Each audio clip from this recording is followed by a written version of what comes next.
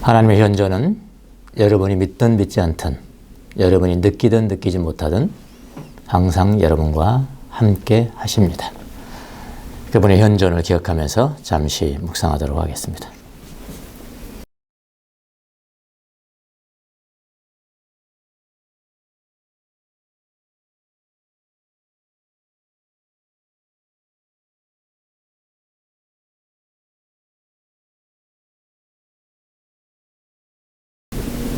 자비로우신 주님, 이 시간도 우리가 다시 주님의 현존 앞에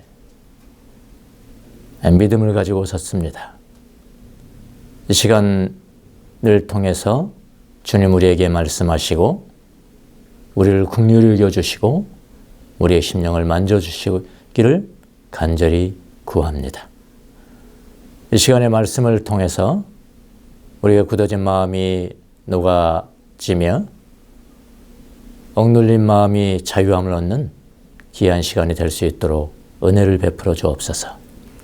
부족한 종을 세웠사오니 입술에 기름을 부어주시고 기록된 말씀이나 기록되지 않는 말씀을 전할 때 모두가 다 성령 안에 하나가 되는 귀한 말씀이 될 수 있도록 은혜를 베풀어 주옵소서. 감사하고 예수님의 이름으로 기도합나이다. 아멘.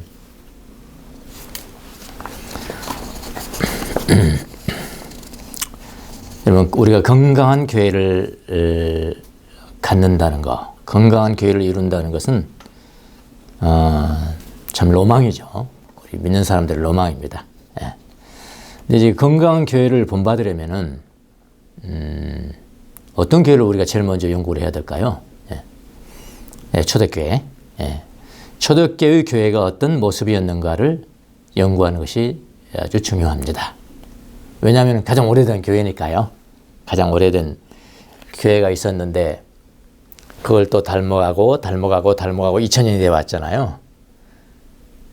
그건 정말 가장 교회다운 교회를 찾으려면 제일 먼저 오래된 교회를 봐야 되는 건 당연하죠. 예, 가장 오래된 교회니까 그런 겁니다. 이 데살로니가 교회도 초대교회죠. 초대교회입니다. 2000년 전의 교회를 우리가 왜 연구하는 것입니까? 왜 연구할까요? 조금이라도 주님이 원하시는 모습의 교회를 본받기 위해서 그런 겁니다. 초대교회를 연구는 하는데 우리가 그런 교회를 본받기 위해서 연구하는 것이지 단지 지식으로 연구하는 것은 아니에요. 자, 우리가 지난 시간에는 성도들이 교회 내 지도자들을 어떻게 대해야 하는지를 살펴봤습니다. 성도들이 지도자의 가치를 인정해 주는 것, 지도자를 인정해 주는 것, 대단히 중요하다고 그랬습니다. 근데 그 가치를 인정해 주는 것 중에 가장 중요한 것이 바로 순명하는 것, 순종하는 것이라는 것도 살펴봤습니다. 근데 그 순종도 단마음, 사랑하는 마음으로 순종을 해야지, 순종을 했는데 마음속으로는 단마음이 아니다, 마음속으로는 다른 생각을 가지고 있다, 그런 것이라면은 주님으로부터 인정받지 못한다 까지 지난 시간에 우리가 살펴봤습니다. 자, 오늘 본문도 2절입니다. 14절, 15절. 본문은 반대로 지도자들이 성도들을 향해서 어떤 태도를 취해야 하는가를 보겠습니다. 물론 지도자들의 의무를 이제 주요한 것으로 말을 하긴 하지만 지도자들 뿐이겠습니까? 지도자들을 비롯해서 모든 성도들이 책임지고 해야 될 그런 일이라고 보면 되겠습니다. 그럼에도 불구하고 지도자들이 성도들을 어떻게 대할 것인가에 대한 말씀이에요. 오늘 본문은. 자, 데살로니가 교회 지도자들에게 바울이 오늘 본문을 통해서 권면한 일들이 무엇일까요? 크게 나누어 보면요. 성도들 잘 꾸짖어야 된다는 겁니다. 하나는 잘 꾸짖어야 돼요. 근데 어떤 성도들을 꾸짖어야 되냐면은 무질서한 사람들, 질서가 없는 사람들을 내버려 두지 말고, 그랬어요. 내버려 두면 직무유기라네요. 무질서한 사람들을 내버려 두지 말고 잘 꾸짖어라 하는 게 아주 큰 거 하나고요. 그 다음은 뭐냐면은 연약한 사람들, 마음이 연약한 사람들을 이렇게 격려해서 용기를 주어라. 용기를 주는 일을 해야 되고, 오늘날 교회들이 바울의 오늘 본문에서 나오는 바울의 이 권면을 따르고 있을까요? 한번 생각해 보십시오. 우선 무질서한 사람들을 꾸짖는 일을 잘 할까요? 제 판단으로는 잘 못합니다. 아주 어렵습니다. 왜냐면요, 성도들 조금만 꾸짖잖아요. 조금만 꾸짖으면은 교회 떠나버립니다. 교회 때 내가 뭐 이 교회만 있나 그러고 떠나버리면요, 그 꾸짖는 게 아무 소용이 없어요. 그리고 이 꾸짖는 일은 이제 징계, 권징이라고 그러죠. 권징, 징계라는 명분으로 하기는 합니다만은, 그걸 한다 하더라도 내 편을 들어주지 않는다고 쫓아내는 방편으로 많이 이용을 합니다. 그게 현실이에요. 그리고 뭐 사람들에게 인내하고 선을 행하는 것을 어떻게 이해를 하냐면은, 믿는 사람들에게, 교회 내 믿는 신자들에게만 그렇게 하라는 것으로 이해를 해요. 불신자들에게도 동일하게 할까? 그렇지 못합니다. 불신자들에게는 또 다른 잣대를 갖다 대요. 이것이 지금 바울의 권면과는 다른 거죠. 이건 잘못하는 겁니다. 자, 그러면 건강한 교회가 되려면은 교회 지도자들이나 또는 남은 교인들이 잘해야 되는 것이 무엇인지를 살펴보겠어요. 그래서 오늘 제목이 훈계, 격려, 그리고 인내입니다. 이거 잘하라는 거예요. 그래야지 건강한 교회 된다는 거죠. 첫 번째가 뭐라고요? 훈계를 잘하라. 잘 꾸짖어라, 그런 이야기죠. 14절을 보겠습니다. 앞절을 한번 봅니다. 앞에 부분을. 14절. 무질서한 사람을 훈계하며, 그랬거든요. 무질서한 사람을 훈계하며. 누구를 훈계한다고요? 무질서한 사람을 훈계해야 된다라고 합니다. 자, 여기 무질서하다라는 의미가 뭘까요? 저 사람 무질서한 자야. 누굴까요? 그러니까 무질서한 사람이라는 것은 한마디로 말하면 게으른 자를 말합니다. 게으른 자예요. 게으른 자를 말합니다. 헬라어로는 이 아타크투스인데, 이 아타크투스는 원래 군사 용어예요. 군대 용어라 합니다. 군대 용어. 군대 갔다 오신 분 잘 아시겠지만은, 군인들이 제일 처음에 훈련소에서 계급장 하나, 100만 촉광에 빛나는 송충이 하나 받기 전에 훈련을 받지 않습니까? 가장 먼저 무슨 훈련을 받습니까? 제식 훈련을 받아요. 제식은 서고, 똑바로 서고, 오와 열을 잘 맞추고, 걷는 거, 좌양자, 우양자, 뭐 뒤로 돌아가, 이런 거 제식 훈련을 제일 먼저 합니다. 그러니까 제식 훈련이라는 것은 줄을 잘 맞춰 서는 것부터 배우는 거예요. 줄을 잘 맞춰서 오와 열을 정확하게 맞춰 딱 서는가, 그거부터 지금 훈련을 하거든요. 그러니까 이것이 군인으로서 가장 기본적인 자세입니다. 어디에 내가 똑바로 서야 될 것인가, 그게 가장 기본이에요. 군인으로서는 기본입니다. 근데 군대 갔다 오신 분은 아시겠지만은, 꼭 한 명 정도는 그 열에서 조금 삐져나온 사람들이 있어요. 오와 열을 맞추지 않는 그런 군인이 꼭 하나씩은 있습니다. 뭐냐면은 질서에서 이탈하는 거죠. 그러니까 줄에서 이탈하는 거예요. 줄에서 이탈합니다. 그런데 가만히 보면요, 꼭 그 사람만 그래요. 이 사람 그러고 저 사람 그런 게 아니라 꼭 그 사람만 그런다니까요. 이 군대 용어로 말이죠. 이 군대 용어로 이런 사람을 뭐라고 그러냐면은 고문관이라고 그랬습니다. 고문관. 라떼는 그랬어요. 라떼는 그랬는데 지금은 어떤지를 모르겠습니다만은 고문관이라고 그랬습니다. 그러니까 자기가 반드시 서 있어야 할 자리를 지키지 못하고 벗어난단 말이에요. 벗어나는 거.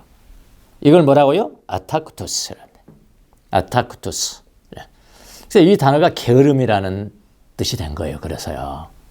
그래서 우리 성경에는 무질서한 자라고 세 번역에는 그렇게 되어 있지만은 개역 성경에는 게으른 자. 공동 번역에도 게으른 자. 자, 게으름 중에서도 여러분 좋은 게으름이 있고요. 비난받아야 될 게으름이 있거든요. 여기서 사용된 이 게으름은 뭘까요? 비난받아야 될 게으름이죠. 아니, 그러니까 강한 단어입니다. 강한 단어. 그러니까 게으름도 거룩한 게으름이 있고 이거는 비난받지 않을 게으름이거든요. 거룩한 것도 있어요. 예. 비난받을 게으름이 있는데 여기에 사용된 단어는 그야말로 비난받아 마땅한 정도의 게으름이라 이 말이에요. 자, 게으름이 자리를 벗어난 거라고 해요. 게으름이. 자리를 벗어나는 건데 이런 이야기가 있습니다. 사막의 수도사들의 이야기입니다. 사막에서 수련 생활을 하는 한 수도사가 있었어요. 근데 수도 생활이 그리 멀지 않았기 때문에 이 실습생은 매사에 열의가 없고요. 열의가 없고 게으른 것 때문에 너무나 많은 고민을 한 겁니다. 나는 왜 이렇게 게을까? 내가 이렇게 힘이 없고 열의도 없고 이랬을까? 그래서 하루는 그가 사부 모세라는 사부는 아주 굉장히 유명한 그 당시 사부였습니다. 사부에게 가가지고 고백을 합니다. 사부님, 나는 어제 게으름 때문에 크게 번민했고 내가 크게 번민을 했고 약했었는데 한 사부인, 다른 사부겠죠. 폴이라는 사부 폴을 만나러 가서야 해방될 수가 있었습니다. 이렇게 이야기를 해요. 해방될 수가 있었습니다라고 말했습니다. 아주 의기양양하게 이야기를 한 거예요. 근데 사부 모세는 다 듣고 난 다음에 이렇게 이야기를 했습니다. 그 제자에게 그대는 게으름에서 해방되기는커녕 그 게으름에 완전히 복종해서 노예가 되었다. 너는 노예가 되었다. 너는 너의 자리를 떠났기 때문에 그런 것이다. 이제부터 인내와 기도와 손노동을 통해서 그 게으름을 정복하기 위해서 노력하지 않으면 그것이 한층 더 심하게 공격해 올 것을 알아야 한다. 아주 정확한 분별이죠. 예. 그러니까 게으름을 정복하기 위해서는 하나님 앞에 머물러 있어야 된다는 거죠. 숨은 뜻은요. 예. 어디 자리를 떠나냐 말이야. 머물러 있어야지. 자리를 뜨면 안 되는 거죠. 자리 비켰으면 그거는 아타쿠토스입니다. 예. 여러분 이제 영혼의 어두운 밤에 대해서 많이 제가 자주 언급을 하니까 많이 아실 겁니다. 그 영혼의 어두운 밤 모르는 사람이 대반이에요. 대반입니다, 여러분. 여러분 복 받은 겁니다. 그거 영혼의 어두운 밤이 뭔지를 아시면은, 그러니까 영혼의 어두운 밤 여기서 지금 많은 말을 하지 않겠습니다. 영혼의 어두운 밤을 걸어가는 사람이 가장 먼저 해야 될 것이 뭐라고 제가 말씀드렸습니까? 영혼의 어두운 밤 지나가는 사람이 가장 먼저 해야 될 것이 뭐냐면은 쉬는 거예요. 예, 쉬는 거예요. 교회 일을 하지 말아야 되는 거예요. 너무나 분주하게 했기 때문에 지금 영혼의 어두운 밤을 걷고 있거든요. 근데 거기다 더 열심히 하라고 시킨다? 아니에요. 쉬라고 영성 지도를 해야 됩니다. 쉬라. 교회 일도 하지 마시오. 너무나 많은 일을 당신이 했기 때문에 지금 이 메마름을 겪고 있는 것입니다. 쉬도록 하십시오. 교회 일도 하지 마십시오. 이렇게 말하거든요. 근데 게으르시라는 거잖아요. 이것을 뭐라고 합니까? 거룩한 쉼이라 그렇게 말해요. 거룩한 쉼. 영어로는 holy leisure. 레저 하죠, 레저. 레저 간다고 그러잖아요. 거룩한 게으름. 저는 그렇게 번역을 했어요. 거룩한 게으름. 자, 거룩한 게으름에 지금 빠진 사람, 이런 사람 꾸짖으면 안 되는 거죠. 꾸짖음을 잘해야 되는 거죠. 이런 사람 꾸짖지 마. 그래서 게으름에도 이 거룩한 게으름이 있고 비난받아야 될 게으름이 있단 말이죠. 그러니까 지도자들은 그런 걸 잘 분별해서 정말 비난받아야 될 게으른 사람들은 잘 꾸짖어야 된다. 그래서 아타크토스는 아주 강한 단어입니다. 강한 단어. 아무 이유 없이 빈둥빈둥하는 사람, 그런 사람을 이야기하는 거예요. 그것은 비난받아 마땅한 게으름이죠. 이런 사람은 교회 공동체에서 비난받아야 마땅하다라고 바울은 이야기를 합니다. 데살로니가 교회에 그런 사람들이 있었어요. 우리 이미 살펴봤습니다만은. 그래서 일하기도 싫어하거든. 먹지도 말게 하라. 거기서 나온 거잖아요. 그런 사람이 있었는데 종말론에 대해서 잘못 이해를 한 겁니다. 종말론에 대해서 잘못 이해를 해서 이해를 하지 않았단 말입니다. 왜요? 예수님 금방 오시는데 예수님 금방 오시는데 뭐 일할 필요가 있겠는가 하고 일을 하는 거예요. 빈둥빈둥하고 트러블 메이커죠. 일할 필요가 없다라고 생각했으니까요. 교회에서 일만 만들고 다니는 거예요. 바울이 말한 사람들은 바로 이런 사람들이에요. 이런 사람들은 어떻게 하라고요? 반드시 꾸짖으라고. 예, 여러분 교회는 사랑이 많아서 사랑해야 되고 다 이렇게 해야 되고 그런 건 아닙니다. 꼭 비난받아야 될 게으른 사람들은 꾸짖을 수도 있어야 그게 건강한 교회가 된다는 거예요. 그러니까 저는 잘 몰라요. 여러분 비난받아야 될 정도로 지금 비난받아야 될 정도로 지금 게으른가? 그거 잘 모르니까요. 여러분이 판단하셔서 만약 그렇다면 저한테 오세요. 그럼 제가 꾸짖어 줄 테니까. 그렇게 하는 거. 이게 이제 건강한 교회다라는 것입니다. 자, 고린도전서 건강한 교회, 그러니까 건강한 게으름과 비난받아야 될 게으름을 지금 이야기를 합니다. 고린도서 7장 5절에 보면은 부부간에도 기도와 금식을 위해서 얼마 동안 떨어져 지내는 거, 떨어져 지내서 게으르게 해서 지내라는 거 아닙니까? 거룩한 게으름이죠. 나태한 것인가. 그거 괜찮은 겁니다. 예. 마태복음 20장 3절 그리고 6절 여러분 잘 아십니다. 아침 9시에 나갔죠. 12시에 나갔죠. 3시에 나갔죠. 5시에 다 나갔잖아요. 그랬더니 시장터에 가니까 빈둥빈둥 노는 사람들이 있는 거예요. 그래서 가서 일할래? 그러니까 일했다는 거예요.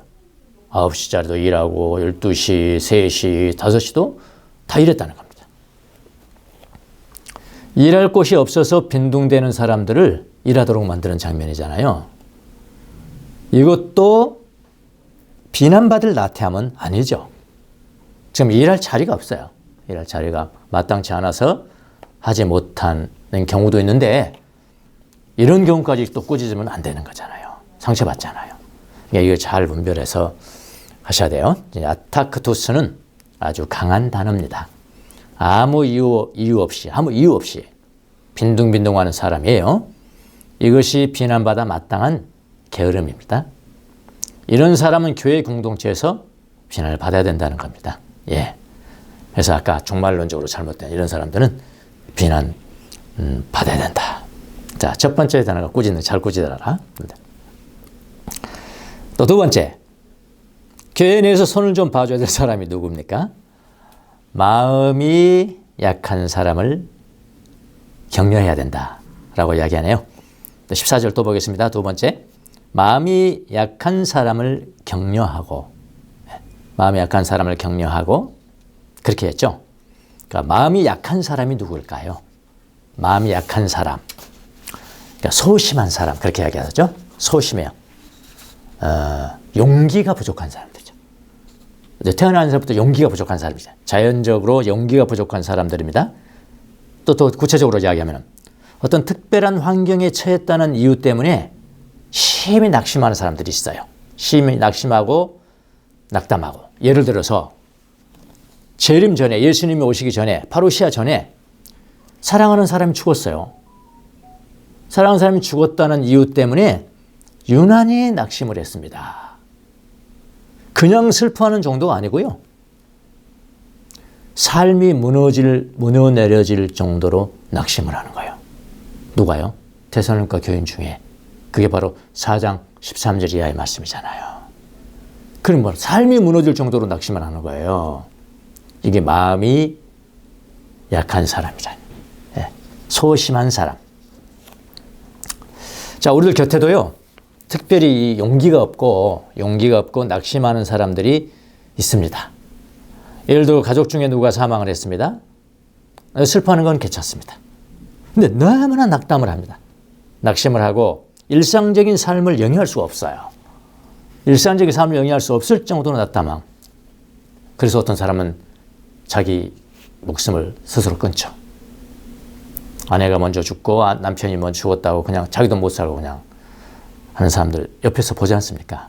이런 특별한 마음이 약한 사람도 있다고요. 있어요. 우리가 몰라서 그렇지. 저도 마음이 약한 사람이에요. 저도 어릴 때부터 마음이 참 약한 사람이었습니다. 소심해서 용기가 없어요. 어릴 때부터 우울증을 많이 경험했습니다. 우울증이요. 그러니까 어릴 때 부모 밑에 살지 못하고 이제 할머니와 그런 데 사니까 너무 절망스럽잖아요. 내 곁에는 아무도 없다는 것이 늘 불안한 거죠. 뭐 일상적인 생활은 다른 사람이 보기에 이렇게 하지만은, 공부도 하고 하지만은 늘 불안한 거죠. 그래서 항상 우울해요. 이 우울하고 그런 기질들이요, 마음이 약한 기질들이 쉽게 이렇게 치유되는 건 아니에요. 성장해서까지 그게 계속돼요. 뭐 제 자녀들 미국에 유학 보내놓고 이제 방학 때가 되면 들어오잖아요. 방학 끝나고 들어가, 이제 내일 간다 그러면 그 전날부터요, 막 마음이 막 무너져 내리는 거예요. 가끔 아침에 일어나면은 아무 이유 없이 우울해요. 우울할 때가 있거든요. 그 마음이 약한 겁니다. 저도 마음이 약한 사람 같습니다. 여러분의 격려가 필요합니다. 예. 자, 이런 마음 약한 사람들에게는 어떻게 해야 됩니까? 성경은 뭐라고 그랬습니까? 곁에서 용기를 줘야 되죠. 용기를 줘야 돼요. 자, 그런데 용기를 주라고 하니까 말을 너무 많이 하는 사람이 있습니다. 용기를 줘야 한다 하면서 말을 너무 많이 해요. 뭐라고 하는지 아십니까? 괜찮아. 뭐 그런 일 가지고 그래, 남자가 뭐 그런 일 가지고 그래. 아무 일도 아니야. 여러분, 이런 것은요, 용기를 주는 것이 아니라요, 용기를 주는 것이 아닙니다. 그 위로가 안 돼요. 격려하는 것이 아니라니까요. 주님께서 책임지는 시간이 없다는 이야기입니다. 우리가 그런 식으로 그 용기를 준다고 하면은, 이런 사람들이 그래서 주책이 없다, 그렇게 이야기를 하는 거예요. 주가 책임지는 것이 없다는 거예요. 네? 그러지 마시고요. 그런 마음이 약한 사람들을 용기 주려고 할 때 너무 말을 많이 하지 마시고, 그냥 곁에 마음이 약한 형제 자매의 그때 느끼는 감정을 공유하면서 아무 말도 하지 않고 있으면 주면 됩니다. 그 잘 모르시는 것 같아요. 말 많이 하지 마세요. 나도 너와 같은 감정이야 하고 옆에만 있으면 좀 해요. 주님께서 책임져 줄 시간을 그에게 줘야 된다고요. 나는 단지 옆에만 있어주고 같이 해주고 주님께서 말씀하시 주셔야 되거든요. 근데 막 뭐 이야기를 많이 해버리니까 오히려 격려가 안 되는 거죠. 예. 여러분, 이제 영성 지도를 이제 우리가 이제 다음 달부터 거의 원하시는 분은 저를 만나실 수 있습니다. 1대1로. 뭐 문제가 있는 분도 오케이. 영성 지도는 문제가 없는 분도 오케이예요. 자기 그냥 저희 삶, 하나님과 함께 지내는 삶 나누는 겁니다. 그것도 제가 분별을 해주고요. 영성 지도를 하다 보면은 이제 저를 만나러 온 피해 지도자들이 그 중에는 눈물을 흘릴 때가 있어요. 하나님 터치가 있었겠죠? 아니면 어쨌든 눈물을 흘릴 때가 많이 있습니다. 자, 영성 지도에서는 이럴 때 어떤 태도를 취해야 될 것인가, 영성 지도자가. 그걸 중요하게 배워요. 중요하게 배웁니다. 자, 눈물을 흘리고 흐느끼고 있는데 지도자는 그때 어떻게 해야 되는가? 가장 하지 말아야 될 행동이 뭔지 아십니까? 크리넥스 티슈 건네는 것입니다. 그거 하지 말아야 된다는 거예요. 이야기하는 거거든요, 이건. 예. 이런 행동하면 안 된다는 거예요. 하지 않습니다. 어떻게 해야 될까요? 지도자는 어떻게 해야 될까요? 가만히 둬야 합니다. 그때는 말하지 않을 때예요. 성령님이 말하시도록. 자꾸 개입하지 말아야 될 때예요. 지도자는 말 한마디도 하지 않습니다. 피지도자가 충분히 성령님 안에 머물러 있도록 방해하면 안 된다는 거예요. 아주 중요하게 배웁니다. 몇 번이나 강조하는지 몰라요. 이것을 전문용어로 뭐라고 그러냐면은 contemplative presence라고 합니다. 내가 프레센스 해줬어요? 지금 깊이 하나님을 묵상하면서 묵상적인 현존, 마음이 약한 자 옆에 현존해 주는 거 말하면 안 되는 거예요. contemplative presence 그렇게 이야기를 합니다. 영성 지도자는 언제 이 태도를 취해야 될 것인가를 가장 잘 알아야 해요. 예, 그렇게요. 여러분 성도들 간에도 그렇게 하십시오. 괜찮아 뭐 그런 거 가지고 그렇게 하지 마시고요. 그냥 곁에 옆에 막 프레센스만 해주면 돼요. 예, 그게 격려하는 것입니다. 자, 또 세 번째 교회 지도자들이 해야 될 또 다른 태도는 무엇일까요? 성경 말씀대로 힘없는 사람을 도와줘야 한다. 14절에 또 보겠습니다. 힘없는 사람을 도와주며 그랬어요. 여기 힘이 없다는 의미는 영적으로 힘이 없다는 이야기입니다. 영적으로 힘이 없어요. 육체적으로 힘이 없다는 이야기 아닙니다. 영적으로 힘이 없는 자들을 어떻게 대해야 하는지에 대해서 사실은 바울은 여러 군데서 말했어요. 여기만은 아니고 예를 들어서 로마서 14장 1절부터 3절까지 읽겠습니다. 여러분은 믿음이 약한 이를 받아들이고 그의 생각을 시비거리로 삼지 마십시오. 어떤 이는 모든 것을 다 먹을 수 있다고 생각하지만 믿음이 약한 이는 채소만 먹습니다. 3절 먹는 이는 먹지 않은 이를 없인 여기지 말고 먹지 않는 이는 먹는 이를 비판하지 마십시오. 하나님께서 그를 받아들이셨습니다. 그러니까 약한 자를 힘이 없는 자, 그러니까 믿음이 약한 자를 어떻게 대할 것인가. 이미 로마서 볼 때도 이게 봤습니다. 또 고린도전서 8장 10절 11절도 그렇죠.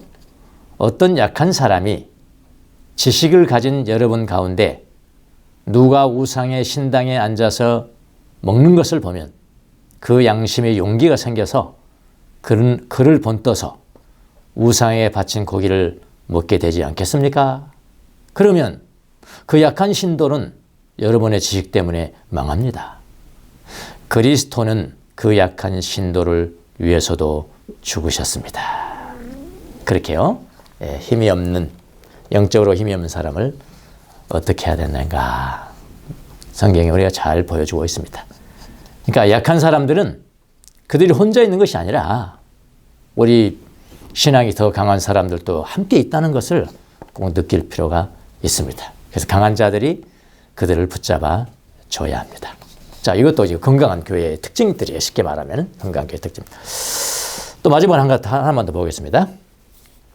모든 사람에 대해서는 오래 참고, 그 모든 사람에게 대해서는 이거는 신자뿐만 아니라 불신자도 마찬가지입니다. 또 모든 사람에 대해서, 거기는 신자뿐만 아니라 불신자도 마찬가지예요. 그 사람들에서 뭐 하라고 그러냐면은 선을 행하라. 어쨌든지 선한 행위를 행해라. 14절 후반하고 15절이 그 이야기예요.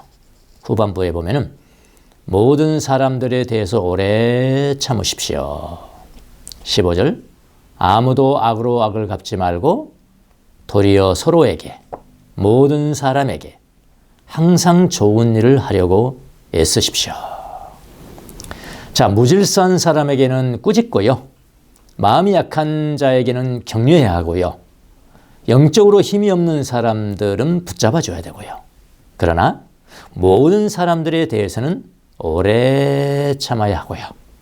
또 모든 사람들에 대해서는 항상 선한 일을 하려고 애써야 합니다. 자, 오래 참는다는 것의 반대말이 뭘까요? 급한 성격이다. 참지 못하고 금방 화를 내버리는 거. 그건 오래 참는 것이 아니죠. 그리스도인들은요, 오래 참는 것이 몸에 배어야 돼요. 아무리 위대한 지도자라고 해도요, 오래 참는 것이 없으면 그거는 존경받지 못합니다. 아무리 큰 교회 목사님이라 하더라도요, 쉽게 화를 내잖아요. 존경받지 못해요. 몸에 배어야 됩니다. 오래 참는 게. 옳은 이유라도 급히 화내지 말아야 되는 겁니다. 자, 오래 참는 것이 언제 가능할까요? 하나만 간단하게 이야기할게요. 사람은요, 자기가 뭔지 할 수 있다는 생각을 갖기가 참 쉬워요. 뭐 하나님같이 생각하는 거예요. 내가 이 환경을 고쳐볼까? 내가 이 상태를 고쳐볼까? 내가 이 조건들을 내가 바꿔볼까? 이렇게. 내가 이 환경을 고쳐보려는 갈망이 있을 때 그 갈망을 접으셔야 돼요. 저 사람 나한테 저럴 수 있어? 에이, 내가 저 사람 좀 고쳐줘야지. 팍 화내버리면요. 그게 뭡니까? 내가 환경을 고치려는 갈망을 성취하려는 것이거든요. 아니요. 그 갈망을 접으셔야 돼요. 내려놓으셔야 돼. 하나님이 하시라고. 이럴 때 오래 참게 됩니다. 그리고 그리스도인들은 그리스도인이나 불신자들에게도 항상 좋은 것을 추구하려고 노력해야 됩니다. 여기 추구하다라는 헬라어가 디오코예요. 디오코. 디오코는 뭐냐면요. 이게 법정 용어인데요. 수사하는 겁니다. 수사. 추적하는 거예요. 추적한다는 뜻이에요. 항상 그래야 된다는 거예요. 항상 좋은 것이 뭘까를 추적해야 된다는 거예요. 그러니까 습관이 돼야 된다는 거죠. 습관이 돼야 됩니다. 악에 대해서 악으로 갚지 말아야 합니다. 예수님도 이미 말씀하셨습니다. 산상수훈에서 마태복음 5장 43절, 44절, 43절. 내 이웃을 사랑하고 내 원수를 미워하여라 하고 이른 것을 너희가 들었다. 옛날에는 그렇게 생각했단 말이에요. 그렇게 해석을 했단 말이에요. 그런데 44절. 그러나 나는 너희에게 말한다. 내가 해석한다. 너희의 원수를 사랑하고 너희를 박해하는 사람을 위하여 기도하여라. 여기 항상 선을 행한다는 뜻은요. 항상 윤리적인 태도를 보여주라는 그런 의미가 아니에요. 그건 무섭죠. 그런 사람들은요. 항상 윤리적인 태도를 보여라는 뜻이 아니고요. 모든 사람에게 실질적으로 도움이 되어야 한다는 뜻입니다. 도움이 돼. 그게 선이에요.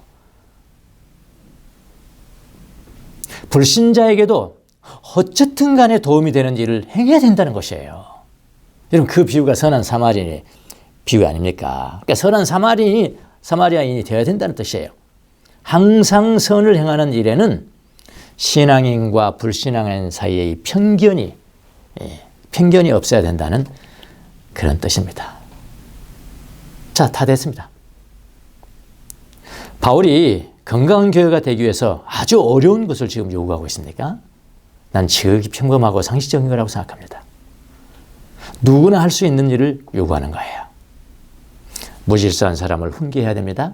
아무 이유 없이 빈둥빈둥 거리는 사람을 훈계해야 돼요. 비난받을 게으름입니다. 마음이 약한 사람, 어떤 특별한 이유 때문에 어떤 삶이 무너져 내려가는 이런 마음을 가진 사람들이 있거든요. 그냥 곁에 있어줘야 돼요. 곁에 있어줘야 된다. 영적으로 힘이 없는 사람들은 우리가 꽉 붙잡아줘야 된다. 받아줘야 된다. 그리고 모든 사람에 대해서는 오래 참아야 된다. 너무 쉽게 화내지 마라. 오래 참아야 된다. 악을 악으로 갚지 말고 항상 도와줄, 내가 저 사람에게 뭘 해야 내가 도와주는 것일까? 이런 마음. 이것이 습관화 돼야 된다. 그러면은 그 교회는 건강한 교회가 될 것이다. 하나님께서 원하시는 큰 교회 아니에요. 그런 거 별로 예수님 관심 없었어요. 더 중요한 교회는 건강한 교회가 됩니다. 건강한 교회. 우리 바른교회도 오늘 바울이 전하는 이 말씀을 순종함으로 말미암아 건강한 교회로 살아가는 귀한 성도들이 되시기를 예수님의 이름으로 축원합니다. 기도하겠습니다. 자비로우신 주님, 건강한 교회를 위해서 교인들이 어떻게 삶의 태도를 가져야 되는 것인가, 특별히 지도자들이 어떻게 해야 될 것인가 살펴봤습니다. 무질서한 자를 꾸짖고 마음이 약한 자를 격려하고 힘이 없는 자를 붙들어주고 모든 사람들에게 오래 참고 모든 사람들에게 도움이 되는 일을 하거라. 사랑하는 우리 밝은 교회가 이 말씀에 순종해서 건강한 교회를 이룰 수 있는 귀한 종들이 될 수 있도록 은혜를 베풀어 주옵소서. 감사하고 예수님의 이름으로 기도합나이다. 아멘.